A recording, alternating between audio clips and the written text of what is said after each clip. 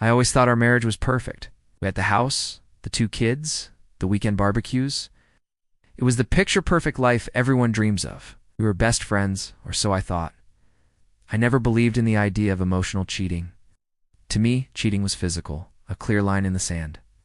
I was so wrong. I never expected something invisible could cut so deep until it happened to me in my own home with the man I promised my life to. It all started so subtly. Ow. A new colleague at his office, someone named Sarah. At first, it was just work talk. He'd mention her name in passing, talking about a project they were working on. I didn't think anything of it. I was supportive, glad he had a good team, but then the mentions became more frequent. It wasn't just Sarah and I finished the report. It was Sarah said the funniest thing today, or Sarah loves that show we watch. Her name started to feel like a permanent fixture in our conversations. Soon, I noticed his phone was always with him. He'd smile at texts when we were watching a movie. When I'd ask who it was, he'd just say, "Oh, just work stuff." That familiar open book I married was slowly closing page by page. He started staying late at the office, claiming they had deadlines. But when I'd call, he'd sound distant, like I was interrupting something. The worst part was the little changes. He stopped telling me about his day, the way he used to.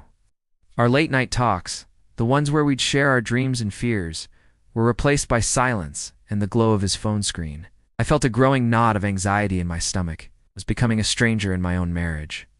The person I turned to for everything was now turning to someone else.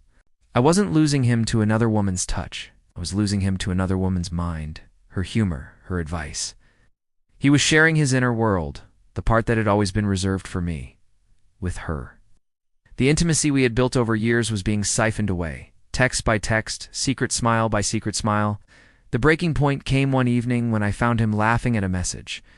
I asked what was so funny, and he hesitated, a flicker of guilt in his eyes.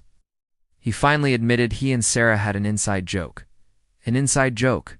We used to have thousands of those.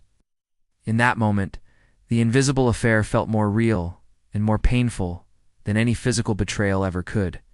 It wasn't just about a shared laugh. It was about a shared life, a private world he was building with her, a world where I wasn't welcome. Confronting him was one of the hardest things I've ever done. The denial, the excuses, the classic "we're just friends." But I knew, and he knew, it was more than that. He had given away a piece of our marriage, a piece of his heart, without ever leaving our home. The trust was shattered. We are in therapy now, trying to pick up the pieces.